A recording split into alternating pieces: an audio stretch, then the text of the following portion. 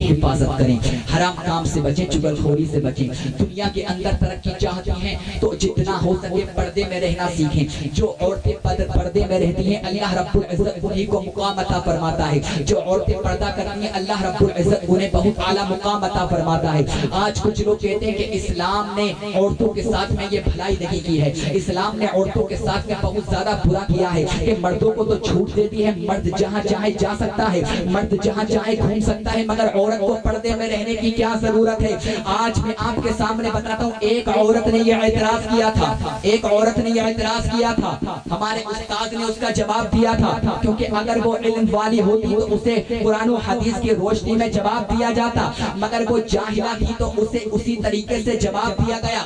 میرے استاد نے پوچھا ایک عورت سے، جو تم یہ کہتی ہو کہ اسلام نے عورت کو پردے میں رہنے کا حکم کیوں دیا ہے اور مرد کو گھومنے کا حکم کیوں دیا ہے؟ یہ اسلام نے عورتوں کے ساتھ میں زیادتی کی ہے۔ اگر لڑکے بازاروں میں جا کر گھوم سکتے ہیں تو لڑکیوں کو بھی اجازت ہونی چاہیے کہ بازاروں میں جا کر گھومیں۔ یہ عورت کا اعتراض تھا۔ میرے استاذ نے کیا کہا آپ سنیں، آپ جھوم جائیں گے۔ انہوں نے ارشاد فرمایا، تو مجھے یہ بتا کہ تیرے گھر میں سونا ہے، چاندی ہے، زیور ہے، پیسہ ہے؟ بولی ہے۔ کہاں رکھتے ہو؟ تجوری میں۔ تجوری میں پیسہ، چاندی، ہیرے، جواہرات، قیمتی چیزیں کہاں رکھی جاتی ہیں؟ سب بولو کہاں رکھی جاتی ہیں؟ تجوری کے اندر۔ آپ بہت زیادہ سنبھال کے رکھتے ہیں۔ جو چپلیں ہوتی ہیں کہاں پر رکھتے ہیں؟ گیٹ پر رکھتے ہیں۔ کہاں رکھتے ہیں؟ گیٹ پر رکھتے ہیں۔ چپلیں اندر، چپلوں جو ہوتی ہے وہ قیمتی زیادہ لگی ہوتی ہے۔ اب میں پوچھنا چاہتا ہوں، جو عورتیں یہ کہتی ہیں، جو لوگ یہ کہتے ہیں کہ اسلام نے زیادتی کی ہے، مردوں کو تو اجازت دی ہے مگر عورتوں کو تو اجازت نہیں دی ہے، تو آج میں ان سے کہنا چاہتا ہوں، اسلام اتنا پاکیزہ مذہب ہے، اگر تیری نظر میں سونا قیمتی چیز ہے، تیری نظر میں پیسہ قیمتی چیز ہے، تیری نظر میں ہیرے جواہرات قیمتی چیز ہے، مگر اسلام وہ مذہب ہے، مذہب اسلام وہ مذہب ہے، اتنا پیارا مذہب ہے کہ اسلام کی نظر میں عورتیں قیمتی چیز ہیں، عورتیں قیمتی چیز ہیں۔ اس لیے اللہ رب العزت نے یہ حکم دیا ہے کہ عورتیں پردہ کریں، کیونکہ اسلام کی نظر میں عورتیں بہت زیادہ قیمتی ہیں۔ اگر کوئی ان پر نظر ڈالے گا، ان پر کوئی نظر ڈالے گا تو وہ گناہگار ہو جائے گا۔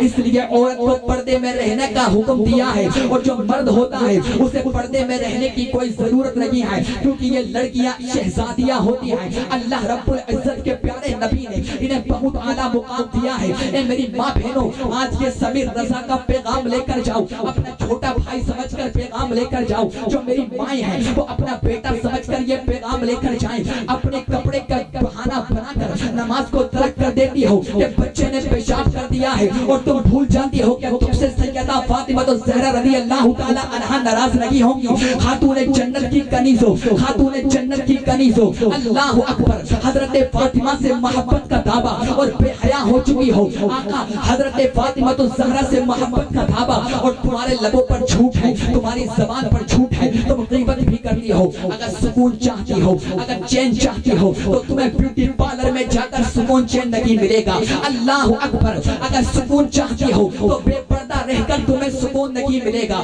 اللہ اکبر۔ اگر سکون چاہتی ہو تو تمہیں بے حیا گھومنے سے سکون نہیں ملے گا، بازاروں میں جا کر سکون نہیں ملے گا، تمہیں مارکیٹوں میں جا کر سکون نہیں ملے گا۔ حضرت فاطمہ الزہرا رضی اللہ تعالی عنہا جب بہت زیادہ تھک جاتی تھی، بہت زیادہ پریشان ہو جاتی تھی، آقا کی بارگاہ میں ایک مرتبہ گئی، آقا سے عرض کرنے لگی، بابا جان جب میں کام کرتی ہوں بہت زیادہ تھک جاتی ہوں، آقا ایک کنیز کا انتظام فرما دے۔ آقا نے ارشاد فرمایا، میری بیٹی پیاری فاطمہ، کیوں نہ میں تجھے کنیز سے زیادہ قیمتی چیز دے دوں؟ حضرت فاطمہ نے عرض کیا، بتاؤ بابا جان۔ آقا نے ارشاد فرمایا، جب تم تھک جاؤ تو 33 مرتبہ سبحان اللہ سبحان اللہ سبحان اللہ 33 مرتبہ الحمدللہ الحمدللہ الحمدللہ، اور 34 مرتبہ اللہ اکبر اللہ اکبر اللہ اکبر پڑھ لیا کرو۔ صبح سے لے کر شام تک تمہاری ساری تھکاوٹ دور ہو جائے گی، ساری تھکاوٹ دور ہو جائے گی۔ اللہ کے نام میں سکون ہے، چین ہے، اللہ کے نام سے دلوں کو چین ملتا ہے۔ لا بذکر اللہ تطمئن القلوب، اللہ کے ذکر سے لوگوں کے دلوں کو چین ملتا ہے۔ تو آقا کے اپنی زندگیوں کو دیکھو، ہمیں قبر میں جانا ہے۔ ماں بہنوں سے گزارش کرتا ہوں کہ تمہیں بھی قبر میں جانا ہے، جتنا ہو سکے نماز کی پابندی کرو، یہ زندگی بہت زیادہ قیمتی چیز ہے، بہت زیادہ قیمتی چیز ہے. کل میدان محشر ہوگا، نفسی نفسی کا عالم ہوگا. اللہ تعالیٰ ارشاد فرمائے گا اپنے بندوں سے، اس وقت تم کچھ بھی نہیں کہہ پاؤ گے. اس وقت یہی کہو گے میرے مولا تھوڑی سی مہلت ہمیں چھوڑ دیتے تاکہ ہم نمازیں پڑھ لیں، تاکہ ہم روزے رکھ لیں، تاکہ ہم حج کر لیں، تاکہ ہم زکات دے لیں. تھوڑی سی مہلت دے دے، مگر اس وقت تم ایک سیکنڈ کی بھی مہلت نہیں دی جائے، ایک سیکنڈ کی بھی مہلت نہیں دی جائے گی. اس لیے سرکار اعلیٰ حضرت ارشاد فرماتے ہیں کہ آج لے ان کی پناہ، آج مدد مانگنے سے کل نہ مانیں گے قیامت میں اگر مان گیا. تو کل کہو کہ مولا تھوڑا سا ہمیں ٹائم دے دے، اس وقت تمہیں ایک سیکنڈ کی بھی مہلت نہیں دی جائے گی. تو اگر نماز پڑھنا ہے تو آج پڑھو، اگر روزہ رکھنا ہے تو آج رکھو، والدین سے محبت کرنا ہے تو آج کرو، علماء کی فرما برداری کرنا ہے تو آج کرو، بے حیائیوں سے بچنا ہے تو آج بچو، حرام کاریوں سے بچنا ہے تو آج بچو. جب مر جاؤ گے تو بہت زیادہ پچھتاوا ہوگا کہ کاش میں نمازیں پڑھ لیتا، کاش میں روزے رکھ لیتا، کاش میں حج کر لیتا، کاش میں ماں باپ کی فرما برداری کر لیتا. مگر اس وقت پچھتانے سے کوئی فائدہ نہیں ہوگا. اپنی دنیا میں زندگی برباد مت کرو، اپنی زندگی کو سمجھو. اللہ رب العزت نے تمہیں انسان بنایا ہے، اور اپنی رسپانسبلٹی کو سمجھو کہ اللہ رب العزت نے ہمیں کیوں پیدا فرمایا ہے. اگر وہ چاہتا تو ہمیں کتا بھی بنا سکتا تھا، اگر وہ چاہتا تو ہمیں کوئی بھی جانور بنا سکتا تھا، مگر اس کا کتنا بڑا احسان ہے کہ اس نے ہمیں انسان بنایا ہے. کتنا بڑا اس کا احسان ہے، کتنا بڑا اس کا احسان ہے. اللہ سے کبھی شکوہ مت کرو. اللہ اگر چاہتا ہمیں اندھا بنا سکتا تھا، اللہ ہمیں چاہتا ہمیں بہرا بنا سکتا تھا، اللہ ہمیں چاہتا ہمیں لنگڑا بنا سکتا تھا، اللہ ہمیں چاہتا ہمیں گنگا بنا سکتا تھا، مگر اس نے زبان عطا فرمائی ہے. تو یہ زبان اس لیے نہیں عطا فرمائی ہے کہ تم اپنے والدین سے اونچی آواز میں بات کرو. یہ زبان اللہ رب العزت نے اس لیے نہیں عطا فرمائی ہے تاکہ تم اس زبان سے گالیاں بکو. آخر اللہ رب العزت نے یہ زبان اس لیے ارشاد فرمائی ہے تاکہ اس زبان سے تم نعت رسول پڑھو، تاکہ اس زبان سے تم جتنا ہو سکے اللہ اور اس کے رسول کا ذکر کرو. آخر اللہ رب العزت نے یہ ہاتھ اس لیے عطا فرمائے ہیں تاکہ ان ہاتھوں سے تم کسی غریب کی مدد کرو، ان ہاتھوں سے تم کسی غریب کی مدد کرو، ان ہاتھوں سے تم کسی کو نہ ستاؤ. اللہ رب العزت نے یہ جو پیر عطا فرمائے ہیں اس لیے عطا فرمائے ہیں تاکہ یہ پیر اللہ کے مقدس بندوں کے مزارات پر جاتے، یہ پیر مسجدوں میں جاتے، یہ پیر مدرسوں میں جاتے. مگر اللہ اکبر، آپ ایک بات کو سن لو، جس چیز کو اللہ رب العزت نے جس کام کے لیے پیدا کیا ہے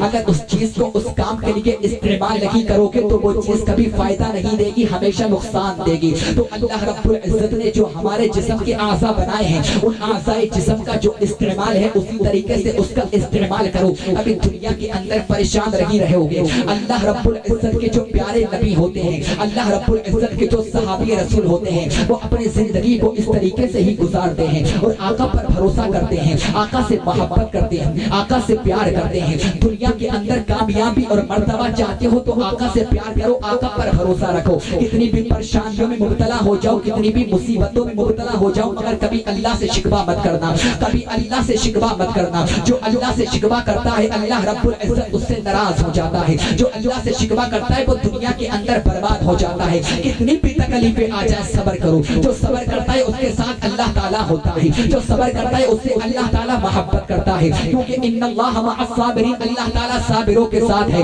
آقا کے دیوانوں جو اللہ اور اس کے رسول پر بھروسہ کرتا ہے وہ دنیا کے اندر کامیابی پا جاتا ہے. یہی وجہ ہے جب ابو جہل کا 1000 کا لشکر آقا کے ابو جہل کا 1000 کا لشکر آقا کے 313 غلام سے مقابلہ کرنے کے لیے آیا تھا نا، تو 313 غلام سے کسی نے کہا تھا تمہارے پاس تو کچھ بھی نہیں ہے، تمہارے پاس تو کپڑے بھی نہیں ہے، تمہارے پاس تو مال بھی نہیں ہے، تمہارے پاس تو تلوار بھی نہیں ہے، تمہارے پاس میں تو کچھ بھی نہیں ہے. مگر ابو جہل کے 1000 کے لشکر سے مقابلہ کرنے جا رہے ہو، اس چیز پر بھروسہ کر کے جا رہے ہو، اس چیز پر ناز کر کے جا رہے ہو. وہاں پر جنگ کا میدان ہے، جان جانے کا خطرہ ہے، تمہاری گردنوں کو کاٹ دیا جائے گا، تمہیں جان سے مار دیا جائے گا. کس چیز پر بھروسہ کر کے جا رہے ہو، کس چیز پر یقین کر کے جا رہے ہو؟ آخر تمہارے بھروسے کی وجہ کیا ہے؟ آخر جس پر تم سب سے زیادہ بھروسہ کرتے ہو وہ وجہ کیا ہے؟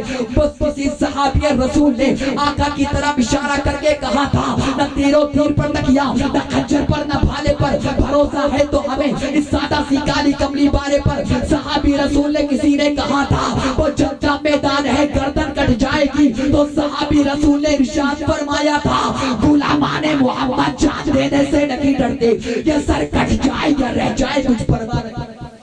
تو اللہ پر بھروسہ رکھو. کتنی بھی پریشانی آ جائے, کتنی بھی مصیبتیں آ جائیں, اللہ رب العزت اپنے بندوں کا امتحان لیتا ہے.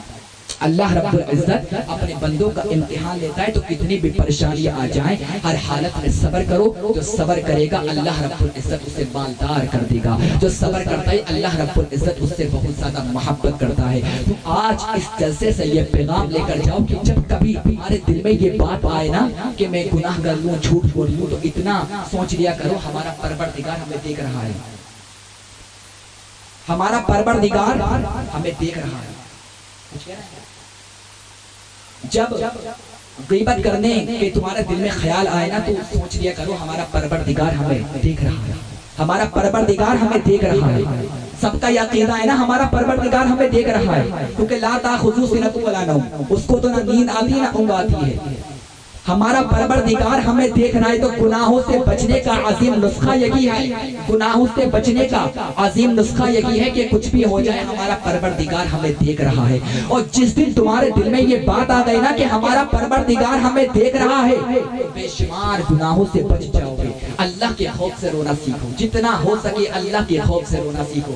آقا ارشاد فرماتے ہیں جس کا ایک آنسو خوف الہی سے نکل جاتا ہے, جس کا ایک آنسو خوف الہی سے نکل جاتا ہے, اللہ رب العزت اس کے اوپر جہنم کو حرام کر دیتا ہے. اللہ کے خوف سے رونا سیکھو. جو اللہ کے خوف سے رو جاتا ہے اللہ رب العزت اس کو معاف فرما دیتا ہے اور اسے بہت اعلیٰ مقام عطا فرما دیتا ہے.